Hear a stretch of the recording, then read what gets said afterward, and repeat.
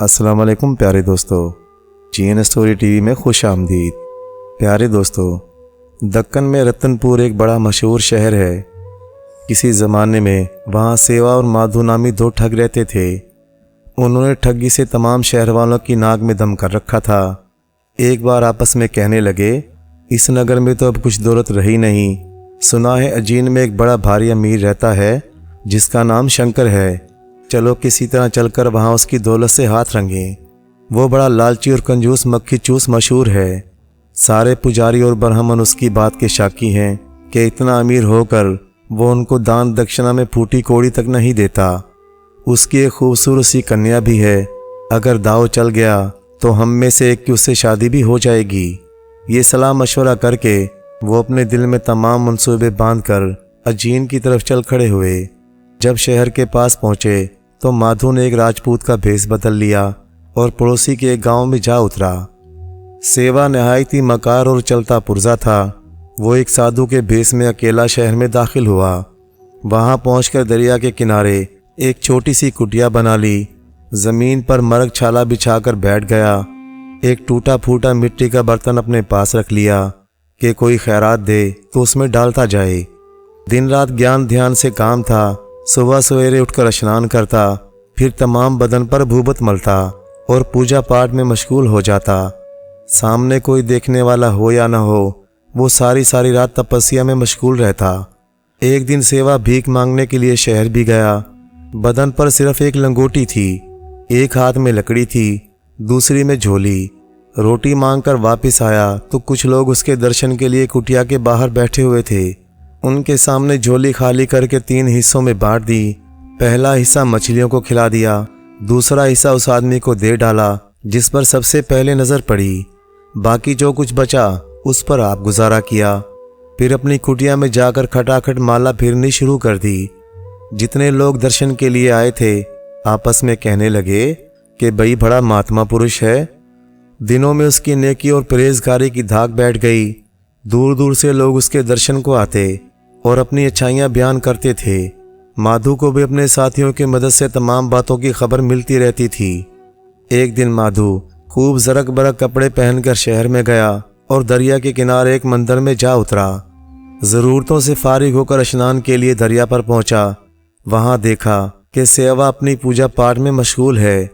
सेवा पर नजर पड़ते ही माधु उसके चरणों में गिर गया और इर्द गिर्द जो लोग मौजूद थे उन्हें मुखातिब करके बोला, दुनिया में इनसे बढ़कर महात्मा पुरुष मेरी नज़र से नहीं गुजरा। कई बार तीर्थों में मुझे इनके दर्शन नसीब हो चुके हैं। कौन सा ऐसा तीर्थ है जिसकी यात्रा उन्होंने ना की हो। सेवा ने अपने दोस्त की आवाज़ तो पहचान ली मगर नज़र ना उठाई। अनजान बना अपने ज्ञान ध्यान में मशगूल रहा।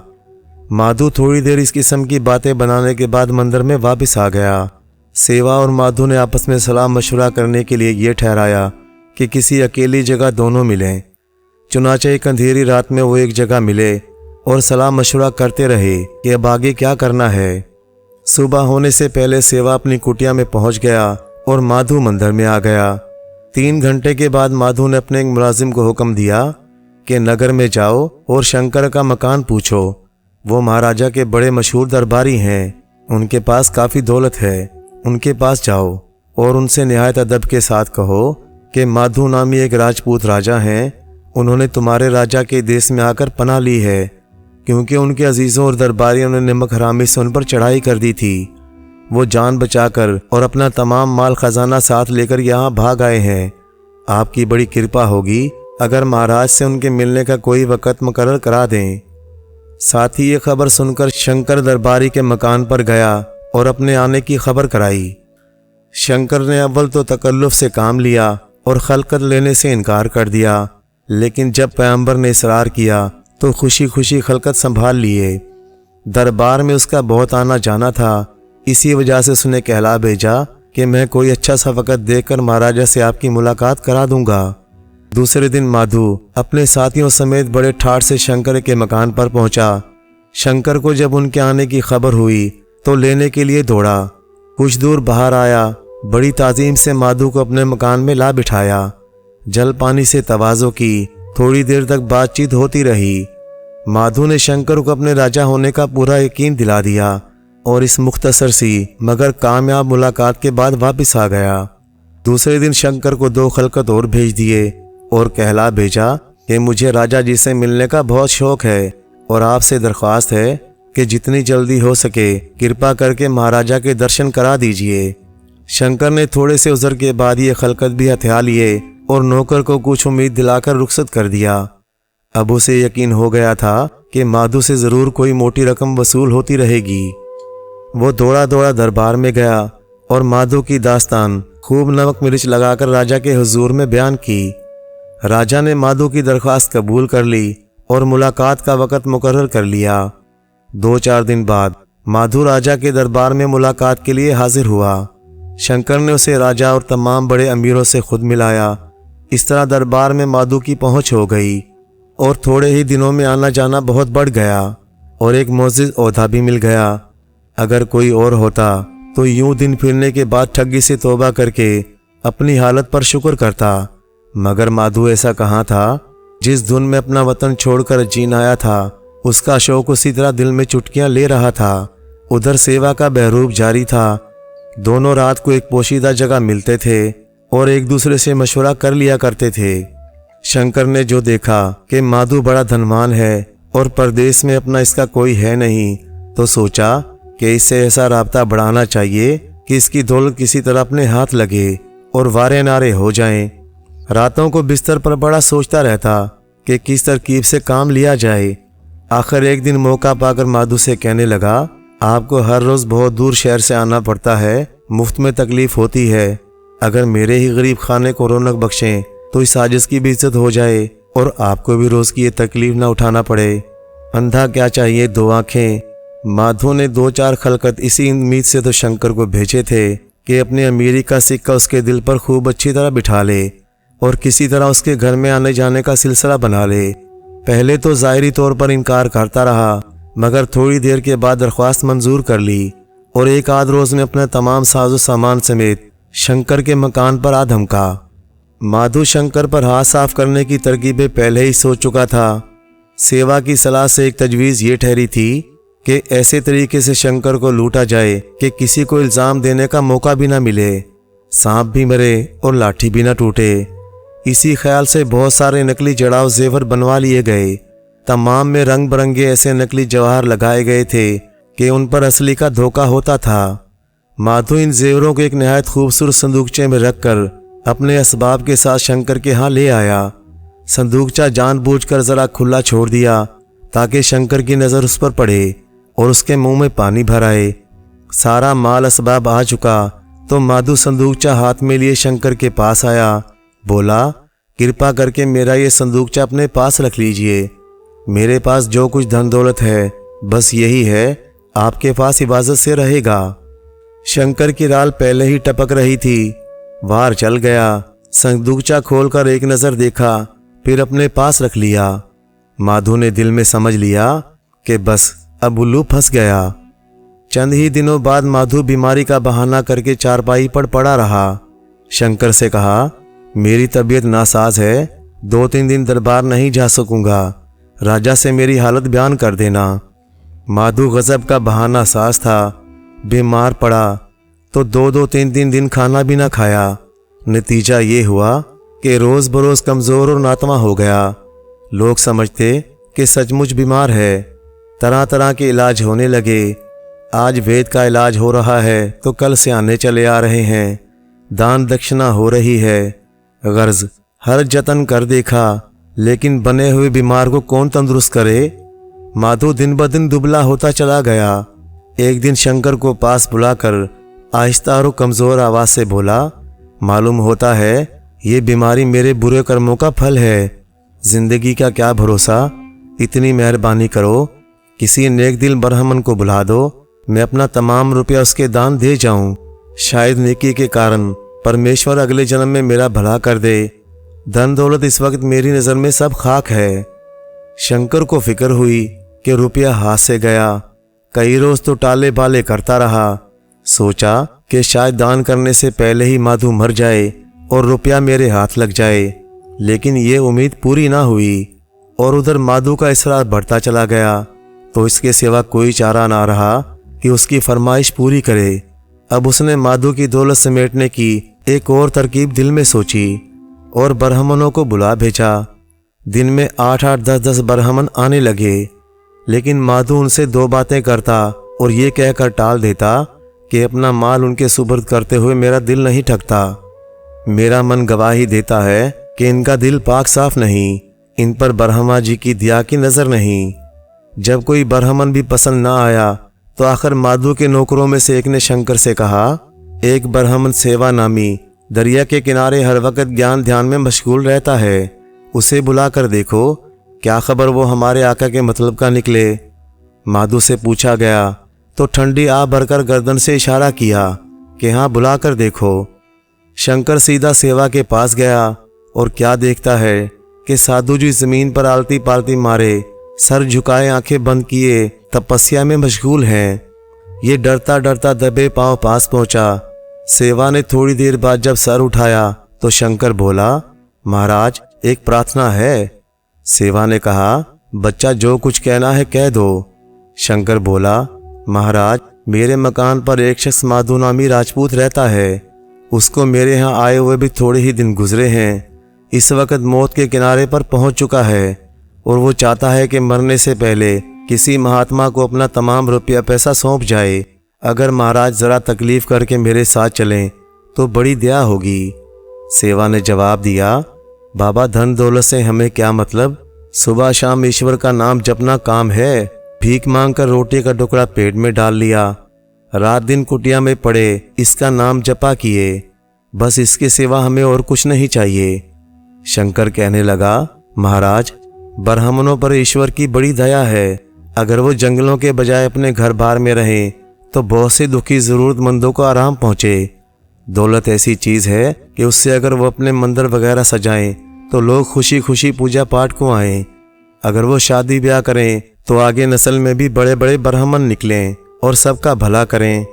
इसीलिए महाराज तमाम ब्राह्मणों में सबसे बड़ा अच्छा वही है जो घर बार रखता हो। सेवा बोला, हम फकीर लोग हैं, पास फूटी कोड़ी नहीं, शादी करना भी चाहे तो अपनी बेटी हमें कौन देगा और क्यों देगा। जब शंकर ने सेवा की ये बात सुनी तो दिल बाग बाग हो गया। माधु की दौलत लूटने की जो तदबीर सोची थी उसका सामान होता हुआ नजर आया। दबी जबान से बोला, महाराज ये तो ना कहिए, मेरे ही घर में एक कन्या है, आप उससे शादी कर सकते हैं। रुपया पैसा जो माधु आपको देगा आपकी खातिर उसकी हिफाजत दिलो जान से मैं करता रहूंगा। उधर सेवा के दिल में लड्डू से फूट रहे थे। समझता था कि बस अब काम बना चाहता है। थोड़ी देर चुप रहने के बाद बात टाल दी। बोला, अच्छा तुम्हारी खातिर से हम तुम्हारे यहाँ चलते हैं। शंकर ये सुनकर बहुत खुश हुआ। सोचने लगा, अब माधु के तमाम जवाहरात जिनकी कीमत एक बड़े भारी खजाने के बराबर है वो अपने ही हैं। शंकर ने सेवा को देखकर कहा कि ये शख्स मुझे पूरे एतबार के काबिल नजर आता है। ये कहकर अपने नकली जवाहरात का संदूकचा निकलवा कर शंकर के हवाले कर दिया। शंकर की खुशी का ये आलम गोया 7 विलायतों का खजाना मिल गया। सेवा माधु को तंदुरुस्ती की दुआ देकर चलने लगा, मगर शंकर ने उसे अपने ही मकान में ठहर लेने पर जोर दिया। जानता था कि आज तो ये जा रहा है, मुमकिन है कल आकर अपने जवाहरात मांगने बैठे। जवाहरात पर कब्जा करने का सिर्फ यही तरीका है कि बेटी से उसकी शादी रचा दी जाए। बोला, महाराज मैं अपनी कन्या आपको दे चुका हूँ, इसका गुजर आपकी कुटिया में नहीं होगा, उसकी खातिर आपको यहीं रहना पड़ेगा। सेवा जवाब में चुप रहा। शंकर ने खामोशी को रजामंदी समझा और बेटी का ब्याह रचाने की तैयारी करने लगा। लोगों ने बतेरा कहा कि सेवा तो फकीर है, फकीरों का क्या, आज यहाँ कल वहाँ, लड़की को छोड़कर चलता बना तो क्या करोगे। मगर शंकर ने एक न सुनी। उसे बेटी के दुख सुख का ख्याल थोड़ा ही था, वो तो चाहता था माधु के जवाहरात पर कब्जा करना। सेवा को अपने हाथ ठहराया और चंद ही रोज में अपनी बेटी का ब्याह उससे रचा दिया। अब रफ्ता रफ्ता माधु की हालत संभलने लगी। आज 19 तो कल 20, थोड़े ही दिनों में वो बिल्कुल तंदुरुस्त हो गया। उधर कुछ दिनों बाद एक दिन सेवा ने मौका पाकर शंकर से कहा, बाबा हमारा यहाँ रहना तुम पर नाहक का बोझ है, हम मियाँ बीवी तो जुदा रहेंगे। जो जवाहरात हमने तुमको दिए हैं वो सब तुम अपने पास रखो, सिर्फ इतना करो उनकी आधी पाव कीमत हमारे हवाले करो ताकि तुम्हारी बेटी का गुजारा अच्छी तरह हो। हमें अपने लिए कुछ दरकार नहीं। शंकर कहने लगा, अच्छी बात। सोचा इन अनमोल जवाहरात की कोई कीमत भी ज्यादा नहीं, मगर बोला, इनके बदले कितने रुपए लोगे? सेवा खूब जानता था कि शंकर जवाहरात पर लट्टू हो चुका है और इन्हें अनमोल समझता है। उनकी कीमत मालूम करने जौहरी हरगिज नहीं बुलवाएगा।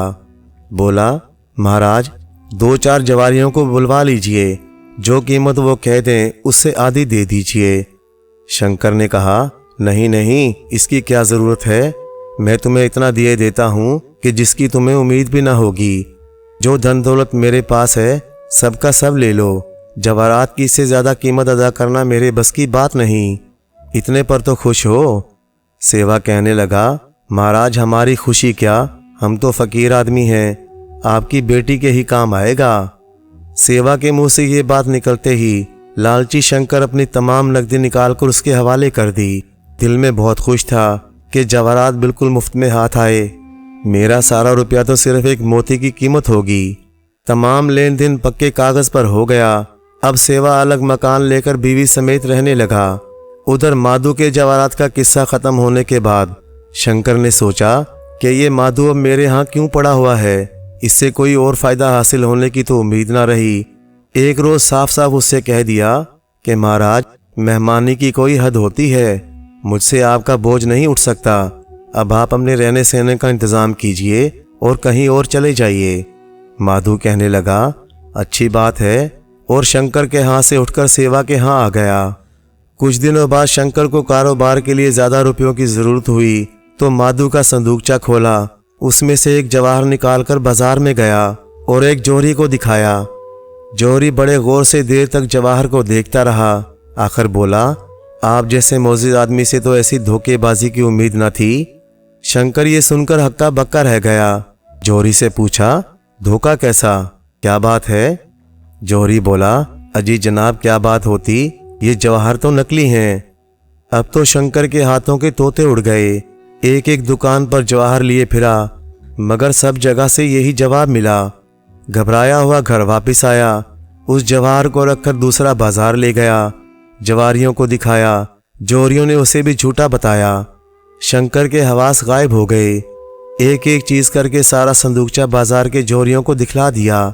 सब जौहरियों ने मिलकर जवाहरात को परखा और कहा, ये सब के सब झूठे हैं।